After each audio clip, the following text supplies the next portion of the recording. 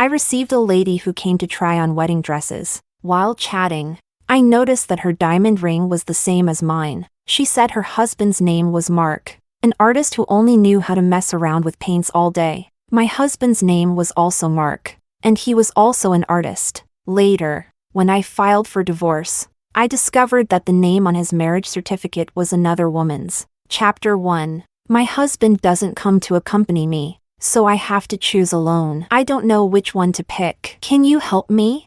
The woman in front of me kept complaining about her husband as soon as she walked in, but I could hear the sweetness in her tone. But when I saw the diamond ring on her hand, the same as mine, I froze in place, feeling a chill. Wasn't this the ring Mark had specially made abroad? Could it be the same style? The reflection of the diamond ring's light stung my eyes, and my heart pounded. A woman's intuition told me it wasn't that simple. I pretended to ask casually, "Ms. Lou, what does your husband do?" "He's an artist. He spends all his time in the studio." "An artist?" "My husband is also an artist." The same profession and the same ring. My mind exploded.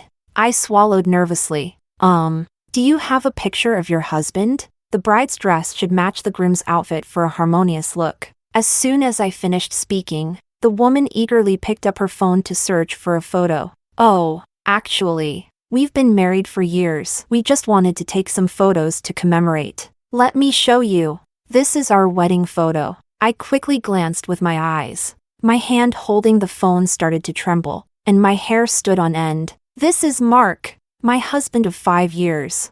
This was taken in Shangri-La, Yunnan. Our child is already 1 year old. This time, we want to go to Xinjiang for a shoot. My husband thinks it's perfect for his portraits, and our family can go together. She smiled gently, chattering about her hopes, like a naive young girl, and the little boy in the photo looked exactly like Mark. I couldn't control myself and collapsed to the ground, tears streaming down my face. "Hey, are you okay? Someone help." She fell. Chapter 2. My mind went blank. I reached out and grabbed Caroline's arm tightly, gasping for air. It turned out that Mark had betrayed me when we were dating. We've been married for 5 years, and he has a 1-year-old child with someone else. I felt like the most ridiculous person in the world. "Someone, quick! Call an ambulance. She's bleeding." A sticky, red liquid flowed from beneath me, and the intense pain in my abdomen was suffocating. This was the last thing I heard before passing out. "You finally woke up. You almost scared me to death. You are really too dedicated. Working in high heels while pregnant." Pregnant? Am I carrying Mark's child? No wonder I had been feeling so weak and nauseous these past few days. "The doctor said you are just a month along and need to take good care of yourself." Caroline's words were interrupted by the ringing of her phone, and I saw a photo of her and Mark on the screen. "I sent Uncle Wang to pick you up from the bridal shop. We're going to the Japanese restaurant on the west side tonight." She accidentally pressed the speakerphone, and I heard the voice I would remember for the rest of my life. "I'm not at the bridal shop.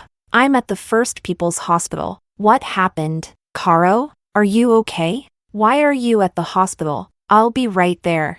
I could hear the concern in his voice through the phone, and I could even imagine the anxious look on Mark's face. "Honey, I'm fine. I'm just here with someone else." As soon as she finished speaking, I heard Mark breathe a sigh of relief on the other end. "Okay.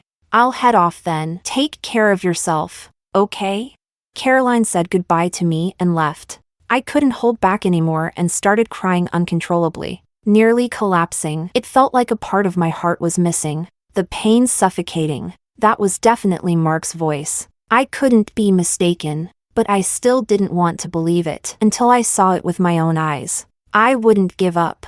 I followed Caroline to the underground parking lot, and after a while, a man walked up to her. I saw clearly. It was Mark. Chapter 3. He skillfully pulled her into his arms, and Caroline playfully said, "You didn't spend time with me today, so you owe me a gift."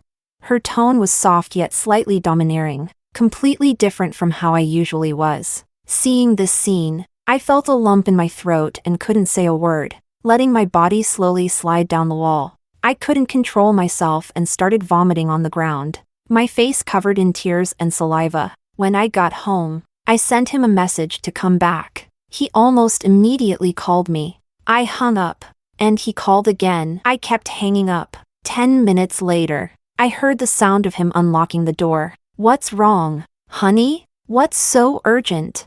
Mark's face was pale, his eyes nervously darting around. He rushed over and hugged me as soon as he entered, not even taking off his shoes. Thinking of how he was just flirting with another woman, I grabbed the trash can and started vomiting. The physical and mental torment I endured that day was unbearable, and I cried out loud. His face changed drastically, and he held me in a panic. Andrea, what's wrong? Let's go to the hospital, now. Slap. I used all my strength to deliver that slap. We're getting a divorce. As soon as the words left my mouth, I realized we never officially registered our marriage. We only took a few photos together, not even wearing wedding clothes. Chapter 4. We've known each other for 8 years and have been in love for 5. These 5 years have brought me unprecedented happiness. The bits and pieces of these 5 years even made me forget that we weren't legally married. Now I understand that I am the pathetic third party. The sour feeling in my heart couldn't be suppressed. Mark's face turned slightly as I slapped him, and he looked at me in shock. He didn't understand why my attitude had suddenly changed, but he still patiently tried to comfort me. Andrea, can you tell me what's wrong? Are you feeling unwell? He always comforted me like this, no matter how unreasonable I was. I almost screamed. You and Caroline have a child. She went to pick out your anniversary wedding dress today. You even took her to my favorite Japanese restaurant. Do I need to go on? Saying these few sentences already exhausted me. I hugged my arms tightly, squatted down, and tried not to make a sound, but the sobbing couldn't be stopped. He grabbed my hand, desperately trying to explain. Believe me, it's not what you think. Andrea, let me explain. She and I are just... What? Are you still going to lie to me? Why didn't you tell me? Why did you deceive me? You were already married. Why didn't you tell me? After saying this, I felt my throat tighten, unable even to cry out. Mark's expression changed drastically, his voice becoming hoarse. Andrea, I had my reasons. As soon as he said that, it felt like a giant hand squeezed my heart, and the pain swept through my entire body. Get out. I never want to see you again. Mark knelt beside me numbly, opened his mouth, and ultimately said nothing. It seems to be true. Mark indeed married Caroline, and they even have a child. Chapter 5. My first meeting with Mark was at school.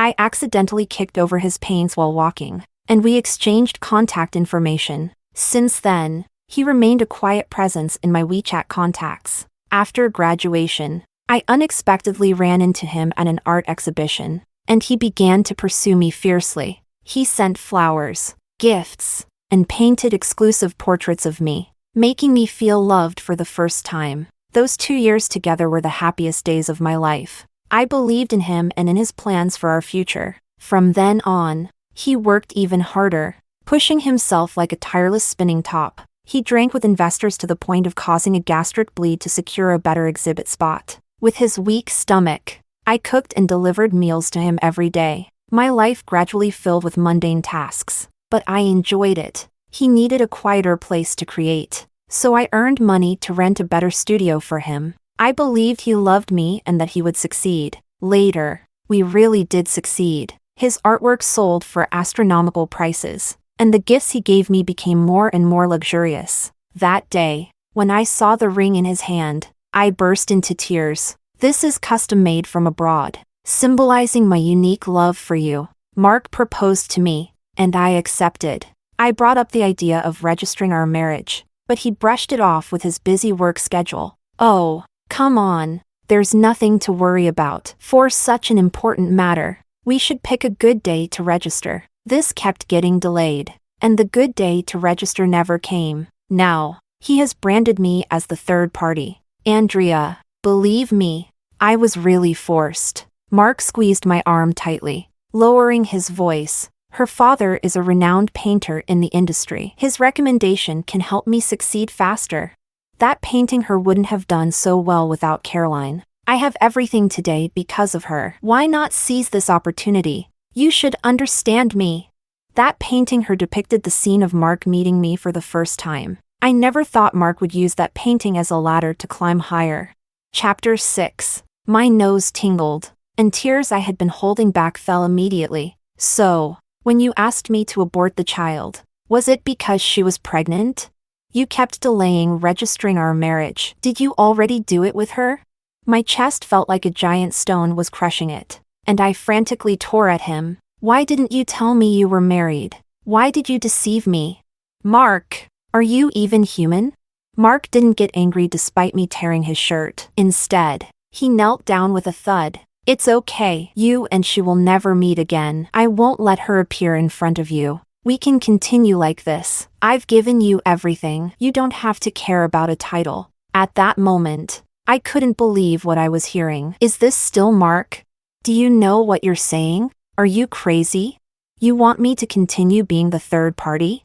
I tried to control my emotions, but it was futile. Mark opened his mouth but said nothing, clearly admitting it. At that moment, I couldn't hold on any longer. Helplessness and despair churned within me. I told Mark to get out, knowing I was emotionally unstable. He tried to calm me down before leaving. I didn't want to stay for another moment and began packing. But then I noticed the jade bracelet in the safe was missing. It was the only thing my mother left me. I called Mark, and when the call connected, it was Caroline who answered. Her voice hinted at displeasure. Who are you? Why are you calling my husband? Why is he saved as wife in his contacts?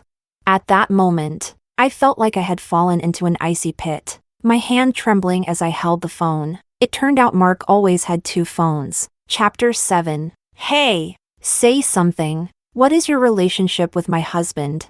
Facing her questioning, I opened my mouth but couldn't utter a single word. I didn't have the courage to explain, nor did I have the courage to ask her where my mother's keepsake had gone. I quickly hung up the phone, even fearing she might call back, and I blocked Mark's number. I felt ashamed for interfering in their relationship, but I also felt wronged. Why can't I be happy? Who will compensate me for my 5 years? My father died in a car accident when I was young, leaving just my mother and me, but fate was cruel. After I graduated from college, my mother was diagnosed with cancer. I still remember her words before she passed away. Andrea, as long as you're safe and happy, that's all that matters to me. You and Mark should take care of each other. But now, Mark, who married me 5 years ago, has a 1-year-old son with someone else. Chapter 8. I hadn't even reached the bridal shop when I heard a commotion. A crowd had gathered at the entrance, watching the spectacle. I didn't see it coming. No wonder we've never seen her husband. I knew it! A homewrecker like her deserves to die. Stop talking. She's here.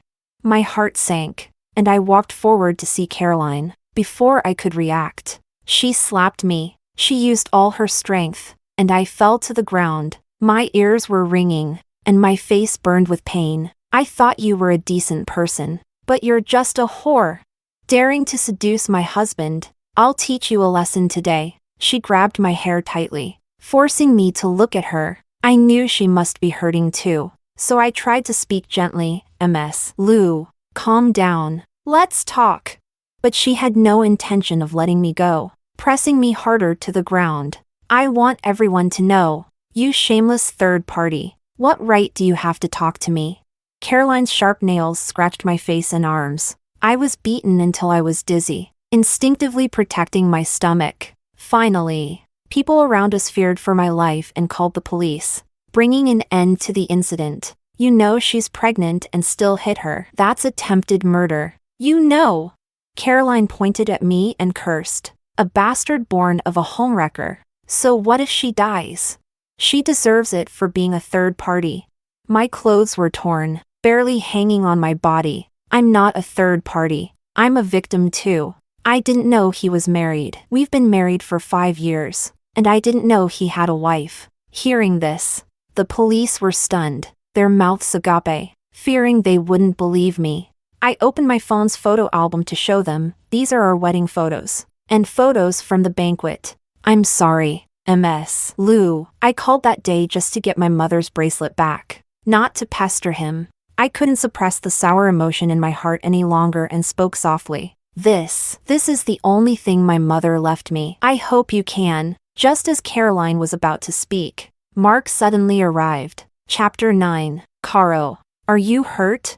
As soon as he walked in, he held Caroline in his arms, not sparing me a glance. "I'm fine. It's just that It's good that you're okay. I'll take you home." Mark interrupted her, his eyes finally landing on me. "I'm sorry for my wife's behavior today. My assistant will contact you regarding compensation." With that, he turned and left with Caroline without looking back. I collapsed to the ground, no longer expecting anything from him. My heart was completely shattered. After this farce, Mark sent me many messages from a different number. "I can only do this. Andrea, you have to understand my difficulties. Give me some more time. I will handle everything. Wait for me." But I didn't reply to any of them. I would no longer expect anything from him. I even thought this child might be a mistake. Chapter 10. In the following days, Mark didn't contact me, and I found peace. But online, it was a different story. Renowned painter Mark announces his relationship topped the trending searches. Everyone praised him and Caroline as a perfect match, and I became the target of various attacks from netizens. Someone uploaded the video of me and Caroline fighting in front of the bridal shop. My Weibo was flooded with messages from Mark's fans and righteous bystanders. "Does this homewrecker still have the face to live? Stop pestering Mark, will you? Do you think you're worth even a strand of Caro's hair?" I didn't care about these negative comments, thinking the hype would soon die down, but I didn't expect that when I had the abortion. Some netizens secretly took photos and uploaded them online. Mark's mistress went to get an abortion, along with high-definition photos of my face. Now, wherever I go, people recognize me. They claim they don't do business with homewreckers, and I can't even find a hotel to stay in. This has already affected my normal life. I have to do something. Chapter 11. Why did you abort our child? Come back. I still love you. I will divorce Caroline soon. Mark continued to persistently persuade me to return, but seeing these messages only made me feel disgusted. Soon it was the opening day of Mark's new art exhibition, attended by journalists and fans. He was chatting with the reporters when I threw the photos I had pre-printed into the air. He hid the fact that he has a wife and deceived me for 8 years. "I'm not a homewrecker. I'm a victim. He should pay for my child's life." The moment Mark saw me, he hurriedly called for security, but the exhibition was packed tightly with reporters and fans. I held a megaphone, voicing the injustice I had faced. When I found out Mark had a wife, I was ready to leave, but Mark kept entangling me. Hearing this, everyone was stunned. Mark's face immediately changed as he shouted at me, "Stop spouting nonsense here. Security. Get this woman out of here." I anticipated this reaction and took out the printed chat records. Fans and reporters on site frantically took photos and discussed. The homewrecker turned victim? He even persuaded her to keep the child. Doesn't Mark have a wife and a child? Now he wants to ditch his wife after becoming successful?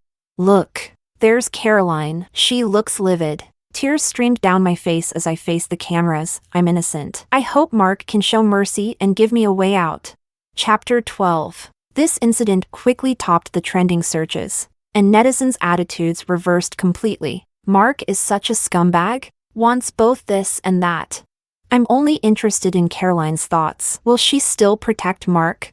The issue rapidly gained widespread attention, eventually ending with Caroline and Mark publicly apologizing. I found a former friend of my mother and went to Paris, temporarily settling in her bridal shop. Andrea, long time no see. Are you back to continue studying design?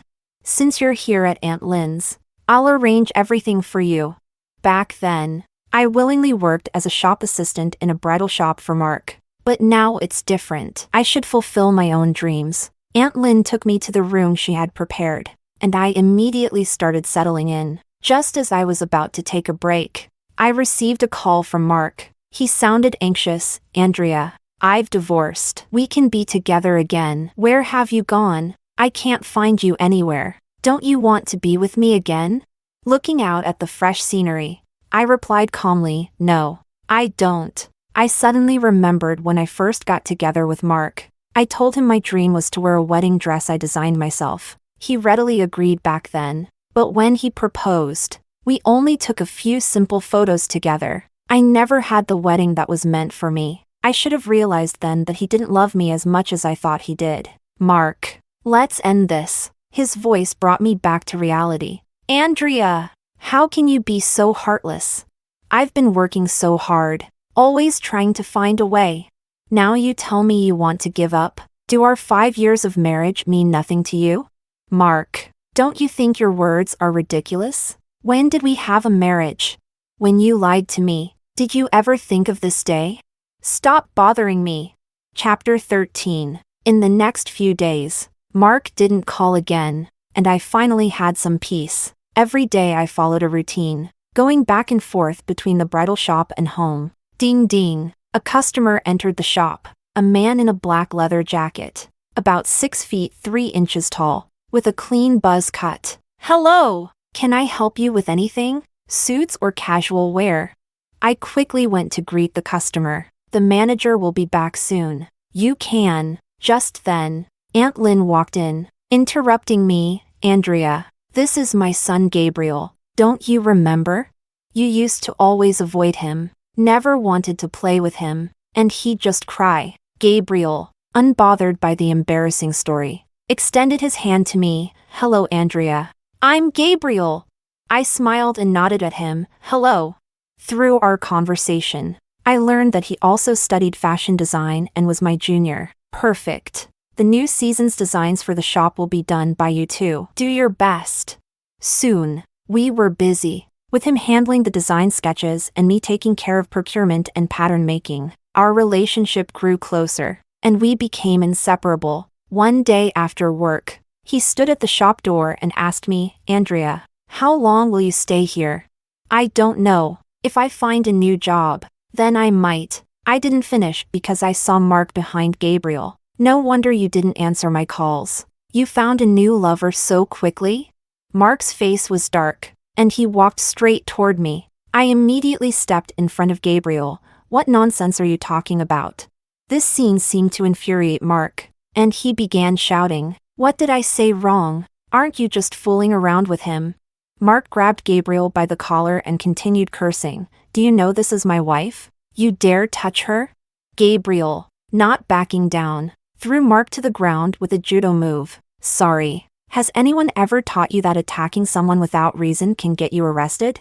A fierce fight broke out, drawing a crowd of onlookers. Mark, stop this madness. We're over. My pent-up anger exploded in an instant. Chapter 14. Ignoring Mark's pleading eyes, I took Gabriel back to the clothing store to bandage his wounds. I'm sorry you got hurt for no reason. Is he really your husband? Gabriel asked with a skeptical smile. What? You don't believe me? That's not what I mean. If he really is your husband, you need to divorce him. He clearly has violent tendencies. I found Gabriel's puffed up cheeks adorable and couldn't help teasing him. Divorce him and let you take his place? Gabriel's face turned red. I didn't mean that. Don't. He's not my husband. I interrupted him. I was with him, but he deceived me. He lied to me for 5 years. Already married to another woman and even had a son. Gabriel looked thunderstruck. Then why were you still with him? I wasn't. I broke up with him long ago, but he kept pestering me. After treating Gabriel's wounds, I sent him home. I needed to have a talk with Mark. As soon as Mark saw me, he hurriedly hugged me. I've filed for divorce from Caroline. Come back, and we'll register our marriage immediately. I'll give you the grandest wedding. I'll give you everything you want. Please forgive me. Mark's eyes were dark and his chin covered in stubble, looking nothing like his usual self. Who are you putting on this act for? We can't go back to how things were. Don't waste your efforts. I broke free from his embrace, but he grabbed my hand tightly. I'll do anything if you come back with me. I truly know I was wrong. Please, forgive me. Looking at Mark's reddened eyes, I spoke calmly. Mark, you should have anticipated this day the moment you deceived me. I've always wanted to ask, do you regret it? Andrea, I regret it. I truly know I was wrong. I still love you. I can't live without you. No, you only love yourself. And it's the same with Caroline. Both of us were unlucky to meet you. If you had any love for me or for Caroline, You wouldn't have done this in the first place. I truly regretted it. Regretted meeting Mark. And regretted loving him. But fortunately, I still have a chance to leave. Chapter 15. I thought my harsh words would drive Mark away. But to my surprise, he rented the house opposite mine and moved in. In the following days, he left breakfast at my door every morning and insisted on driving me to and from work. As if that could make up for his wrongdoings, though I ignored him every time. He seemed to enjoy it. Gabriel and I were busy with the new clothing line, often eating together. Every time Mark saw us, he'd storm into the shop angrily demanding answers. Usually, he and Gabriel would exchange a few words before Mark tried to get physical, but each time he did, I threatened to call the police, which eventually made him more restrained. One day, when I came home, I saw flowers and candles all over the entrance, and Mark standing in the middle of the road in a suit. I just want a chance to apologize properly. Andrea, I hope you can forgive me. Saying this, he knelt down and picked up a rose. If you are willing, we can still be like before. Travel together, cuddle on the couch watching TV. Those times were indeed wonderful, but that was in the past, wasn't it? If those beautiful dreams were built on lies and deceit, I would rather not have them. I interrupted him. I'm not willing. Stop doing these ridiculous things. I will never forgive you. Now, when I see you and everything you do, I only feel disgust. Mark's face turned pale, and he knelt on the ground, speechless. But I no longer wanted to watch this farce, so I turned and closed the door. A few days later, Mark knocked on the door, holding a suitcase, saying he was leaving. You don't need to tell me. It's your own business. I was about to close the door, but he blocked it. Andrea, is there really no chance for us? I didn't speak, just stared at him coldly. Wait for me. I'll come back for you. I won't give up. Chapter 16. 3 months later, I saw news about Mark and Caroline on my computer. It turned out that when Caroline couldn't find him, she pressured him through her father's company. But Mark didn't care about that at all. She had no choice but to threaten to jump off a building with their son if Mark didn't return, which forced him to go back. Upon returning, Mark held a press conference. He admitted that he had been with Caroline for fame and fortune while deceiving me at the same time. He announced his divorce from Caroline, his indefinite retirement from painting, and his intention to donate all his savings to charity. I was shocked by this news because he valued his identity as an artist the most. But Caroline refused to divorce and caused a scene daily in front of Mark's studio with many people. I didn't know what happened to them in the end, and I didn't care. After all, I had my own life now. Andrea, what are you looking at? I closed my laptop and looked up to see Gabriel nervously standing in front of me, holding a bouquet of flowers. Oh, what's the big occasion today? What are you planning to do?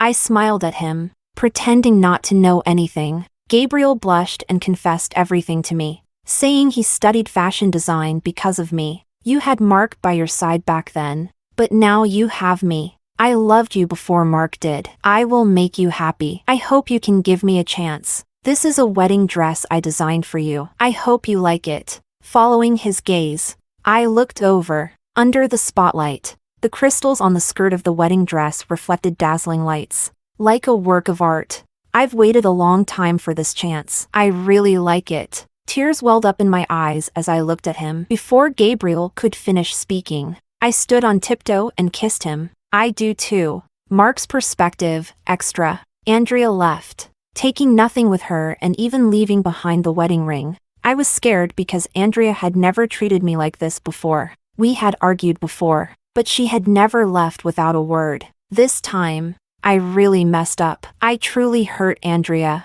and I had to find her and make things right. I hurriedly packed my luggage, but Caroline found out, and we had a big fight. Are you going to find that homewrecker? I immediately retorted, she is not a homewrecker. Don't talk about her like that. I was with you because I wanted to sell my paintings and make money, but the only person I love is Andrea. Caroline laughed mockingly. I was so stupid to think you loved me. Someone as cruel as you will never be loved by anyone. How hypocritical you are. You love her? If you loved her, would you treat her like this? You are ridiculous. Do you remember how you were back then? You were destitute, couldn't even afford food, and she was the only one willing to be with you. But what about you? I didn't want to listen to this lunatic anymore, so I slammed the door and left. I went to Paris again. I tried to find Andrea many times, but she refused to see me. But I believed that if I was sincere enough, Andrea would forgive me, until the day I saw Gabriel proposing to her in the clothing store. I wanted to say something, but I held back, fearing I would make things worse. I heard Gabriel say, "I loved you before Mark did. I will make you happy. I hope you can give me a chance." Hearing this, I was stunned and recalled the scene when I proposed to Andrea. "Mark, will you be good to me forever?" "Of course, I will be good to you forever. I really regret it. If only I hadn't been blinded by profit back then. If only I hadn't been with Caroline. If only, but there are no ifs. Everything was because of me. I don't think I'll ever forgive myself."